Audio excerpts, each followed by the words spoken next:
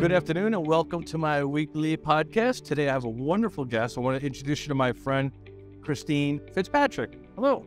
Hello. So we have so much to talk about. Yeah. You're involved with so many things, but let's start at the beginning. You're a Long Islander.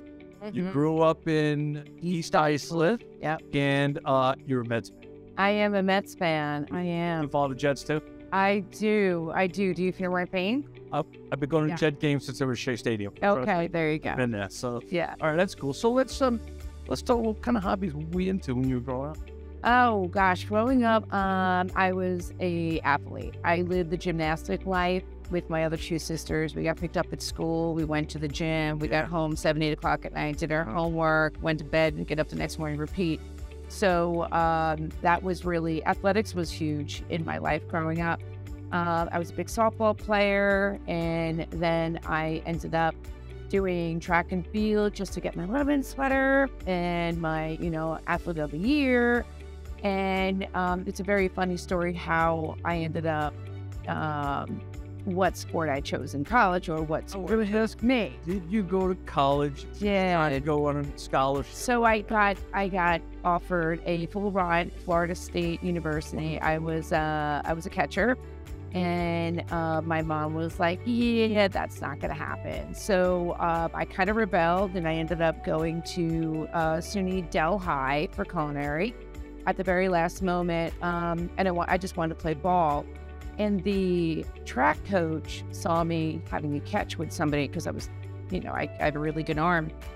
So basically, he came up to me and he's like, "Look, can you come to the track?" And I'm like, "I'm not doing track. I don't want to run. Don't want to run." And he's like, "I have something else in mind." And he put a javelin in my hand. Oh, interesting. And I just started breaking insane records. Why was your mom not a fan of you becoming a catcher? Is it the wear and tear of the body? Well, so she didn't want me to be all the way in Florida and up here in Long Island. And so that, she just kind of put a kibosh on that. So We're a naturally talented athlete that can play multiple sports. yeah. That eye-hand coordination. I think that's what it comes down to. That's what I see in the natural athletes. The kids are natural. They got two things going for them. One, they understand the game mentally. Yep. And they're not thinking about the game while they're playing it. Even youngsters, you can see these kids. And the other part is True. the natural high hand. Yep. I got two kids. They're different. And you can see the difference. And again, myself, my brother. My brother was very natural. My father was very natural. I was the guy that had to work a little harder at it. Right. So I get that. Yeah. All right. So now you go to school. You're throwing the javelin. And then I actually was on my way to go to Disney after I finished. It was a 2-year school, and I was at Nationals, and I got picked up by St. John's University. And I went there. They also didn't realize that I was a high jumper. I was a gymnast, and I was a high jumper. And so I worked really hard when I was at St. John's, and I won the Big East in high jump. I jumped 6'2". Wow. 6 feet 2 inches. I can barely get over a curve these days. And I still the record at St. John's University. I threw Congratulations. 4 yards. That's pretty awesome. Not yard. Yeah. That's really awesome. So now that you're an adult, Mm-hmm. does your body feel the wear and tear from the athletics? Or do you Oh, have a 100%. little rickety and My knees are, I'm trying really hard. Now I'm a golfer and pickleball, just getting the pickleball in there. But I fell in love with golf. And, for me, being a high jumper, a javelin thrower, a baseball player, I have the natural torque, as they call it, with golf and an easy swing so I was able to pick it up. right, because you're transferring your energy from your back Right. foot up the crusher. I'm not trying to kill it with my hands, especially throwing a javelin. I had to understand that my hands were not throwing the javelin. I actually threw the shot put Oh, there you go. in high school, so I get it. Yeah, it's the same energy, right? So, but I find as I'm trying to be more gentle with my body as I've gotten older. So I try to do yoga at least 2 times during the week. I'm not running anymore. I would rather cycle. And then I'm trying to do, the fun stuff like ginger shots, a lot of turmeric, and, these are the things we do when we get older. Doing it too. Yeah. Listen, I'm having oatmeal. Might as well load the turmeric and the cinnamon all over it. Right. Do you cycle now, or is it? I do. So helmet, you get out there. Oh, absolutely. And if there's anybody out there listening to this, you are absolutely insane if you do not So I asked you because I'm a cyclist. Okay.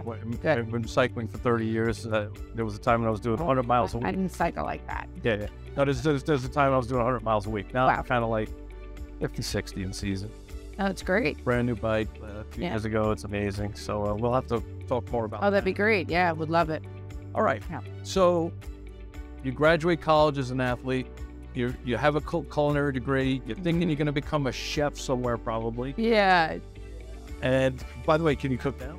Oh yeah. That's my true love and passion. So when did the disconnect come from, I'm not going to be a culinarian and be a chef and I'm going to do something else? When did that happen? Well, when I left St. John's, I actually stayed on and I became coach. And so I coached the high jump, long jump, and triple jump. And then I realized there's absolutely no money in coaching track and field in a Division I college or pretty much anywhere. So a friend of mine she was captain, we were both captains of the team. She was working for Kimberly-Clark Corporation, and I got sucked into corporate America as a salesperson, and I fell in love with it. And it was such a phenomenal first job to have because their training is just amazing.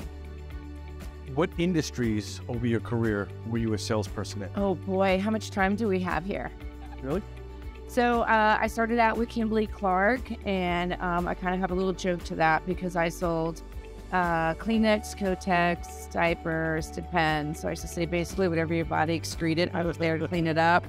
And then the funnier part of that is my next big job is I worked for Rubbermaid commercial products. Okay. And so I sold all the big industrial garbage cans, mop buckets, ringers, Restaurant? totes, totally. Yeah, all restaurants. So Did you work for Rubbermaid directly, the manufacturer? I did. Okay. And then by the time I left that career, I was a national sales manager. So I was training people on products and procedures, which again, I loved because it's like coaching. Let me ask, Yeah. as a national sales manager, did that mean you travel? All the time. All the time. It's brutal. As a trainer, from there, I got into the world of selling athletic fields. I was selling the $1 million synthetic turf athletic field. Okay. So that was a very interesting. Who's that market? Is it university? Oh, it's high school. Well, here on Long Island, it was right away. It was high school. So then, if you do like a cost analysis between getting a synthetic turf over 7 years of what you pay on maintenance and stuff like that, it's amazing. It's best to go with the turf field. It's also better for the athlete. It is. It's definitely better for the athletes. Less slipping and falling. So, and then from there, I stayed within that industry, but then I got sucked back into the janitorial industry. I was working for a company called Diversity who purchased S.E. Johnson wax. So back in the Ebola days, we had the product that killed Ebola. So that I was a national sales manager. That was a lot of travel. That was tough. Feels like you're a high achiever, type A personality. Definitely Driving. It's competitive nature. Yeah. Right. Yeah, definitely. I recognize some of that. Not all of it, but I recognize some of that. So, turf fields. Was that the last kind of thing you were doing? And then what else? No. So then I went with with Diversity, being the national sales manager. And then from there, we talked a little bit earlier about this. I have had a lot of different jobs because I get bored and I'm mad at myself for it because I know when I'm getting to the end, because again, it's just that natural competitive thing. And, I've had bosses like, wait, where are you going? And I'm like, I gotta go, so, from there, pre-COVID, I was working for a landscaping company, the largest company in the United States, Brightview, doing big property management. So those jobs were there. You're selling the $150,000 just for one job. Which would be like what, an office building? That would be, or a complex, or for apartment buildings and condos and stuff like that to maintain. And then from there, I ended up where I am right now, and I'm finally at my end. Because I'm madly in love with the industry that I'm in. I love everything about it. And this is where I'm going to take a real quick break. Sure. And let everyone know that you can see our full-length interview with Kristine Fitzpatrick on my YouTube channel. We'll have graphics posted. We'll let you know where to find all this stuff at the end. So a real quick break. Thank you.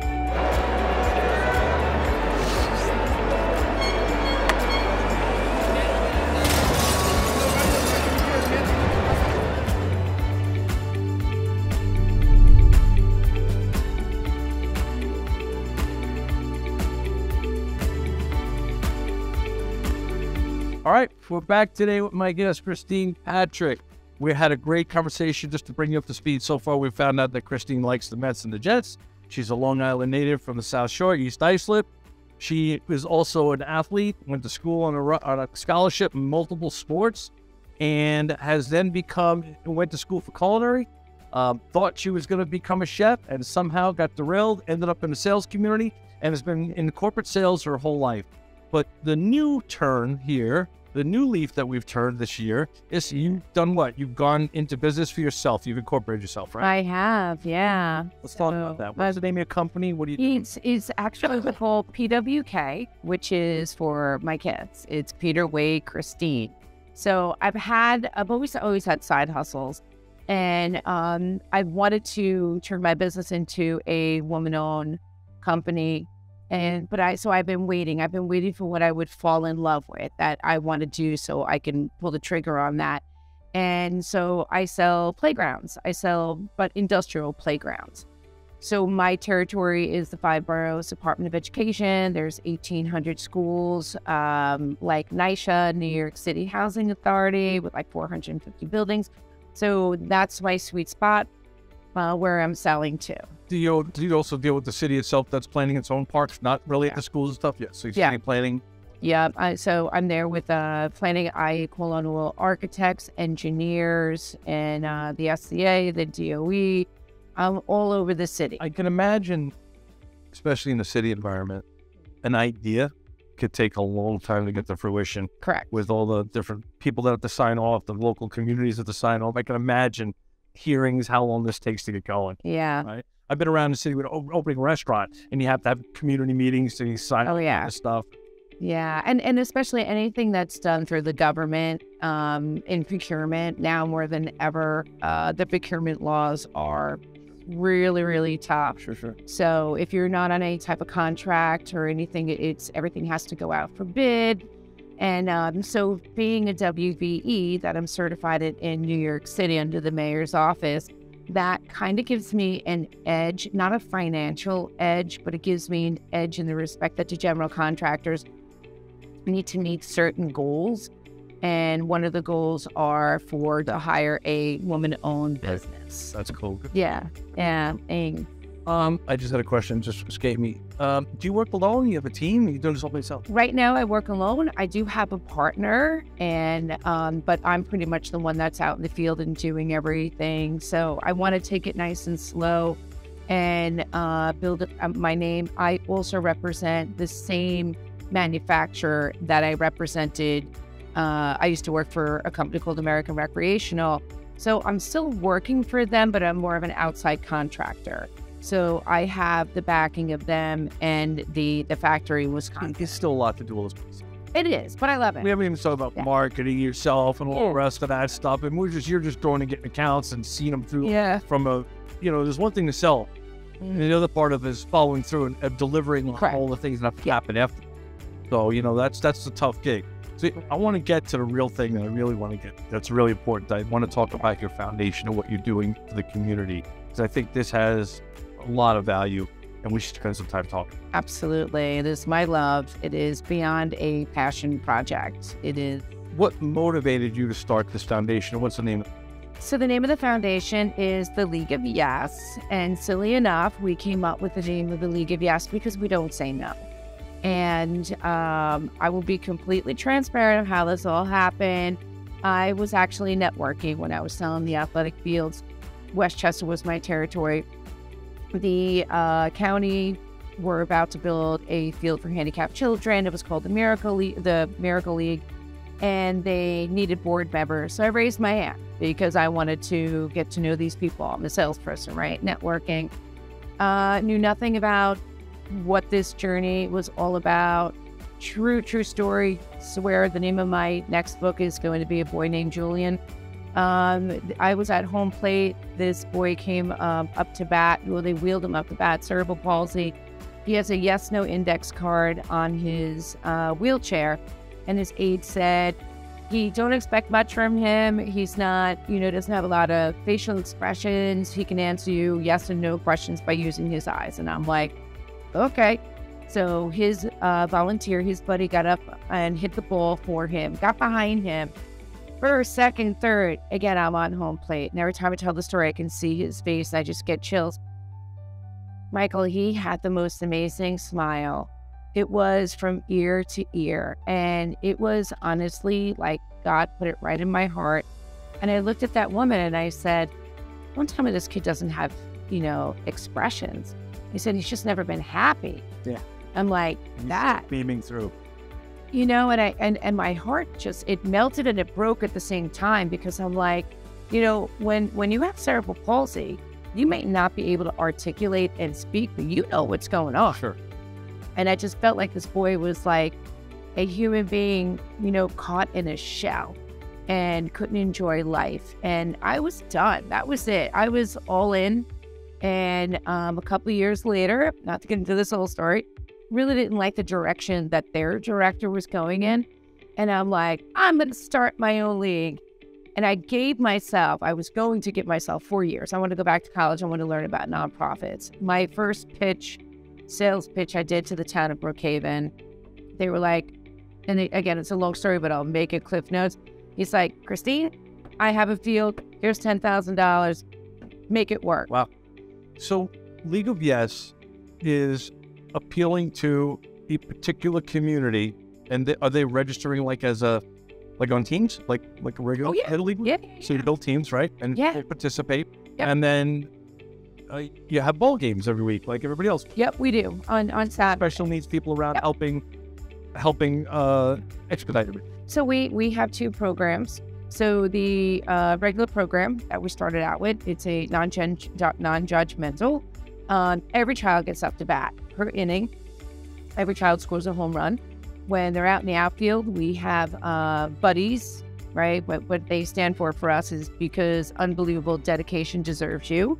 So we have those buddies that are in the outfield that protect them from flying balls and stuff. And I'm like, duck, goose, and dance parties, socially accepted. We love it.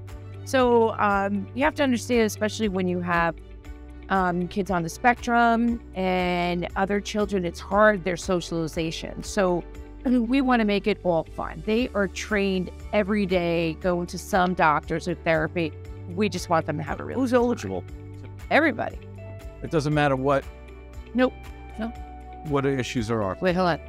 It's the League of Yes. We don't say no. All right. And how do people hear about this and join? Are they in programs that their schools or their teachers are? Sure. We're even though we're just entering into our 12th year, we're a grassroots operation, and it's basically, I've been knocking on doors for years, and now more than ever, it's word of mouth, and it's so awesome when I say, well, I started the League of Yes, and people are like, you're the League of Yes? It's kind of cool.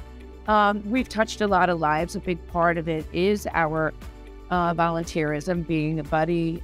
Pre-COVID, we had our record year. We had 1,800 kids. Wow. In 12 weeks. And I presume the kids come back each year and move up to age groups and stuff like that. Yeah. So how many teams are you looking at? So pre-COVID, we had 6 teams plus our skills program. So that's another program that we have. Those children are more so on the spectrum or Down syndrome, and they can really play. They are so good, but they just can't play well enough to be on what's called like an atypical team. And so they're trained all year round, and then we have a big game under the lights for them. I mean, these kids are, besides really good, they're hilarious. You want to have a fun time, you got to come down, and they're hams. You come watch them play. They're amazing. That's amazing. So where are you now with your foundation and the team? What's the goal this year? What are you working on? So thank you. That is a really great question. We are, ironically enough, working on raising money to build a playground at the Suffolk field. Our Nassau County field already has a playground. And the Suffolk County field, we're kind of hidden away. We're over by the amphitheater, Bold Hill. Yep. Okay. And so it's really not a place that people would go to play at a playground. So the funding from the town is really not there, and I totally understand it. So, of course, me pushing things along, I'm like, well, I'm just going to raise the money myself. So we're in the process of raising money, and this is going to be an all wheelchair accessible playground, not an all handicap, all wheelchair, because ADA compliance is BS, as I call it. So I want the children to be able to play with their siblings. Is the idea of this playground next to the ball field to help bring more of the families, so while kids are playing ball, other kids might be on the playgrounds? That could be the idea? Sure. Yeah. Yeah, and to come during the week, and hopefully that can be open. I want it to be a safe place again for the children, more so in wheelchairs. So we're going to have a wider ramp, but there's also going to be other really awesome wheelchair elements that are going to be involved in there. So I was just watching something on television last week where these guys are doing wheelchairs down the BMX jumps. Okay. 2 flips, all kinds of crazy stuff. We're not going to be doing Not going to be that excited. No, it's not League of Yes Extreme, although, possibility. Crazy stuff going on out there. People would say, yeah. Well, that's really exciting. So yeah, it's at Bald Hill. So if I'm going to Bald Hill, I'm on my way up to the amphitheater. Mm-hmm. It's on the right. Yeah, it's up on the right. And we just had our field reconfigured last year. So we made it smaller because we're slowly starting to introduce other sports, which is so exciting again for us. It's in our 12th year. Again, small grassroots people here just for the love of these children. We started basketball 2 weeks ago, indoor. And to me, it was like opening day all over again. I mean, I was on cloud nine.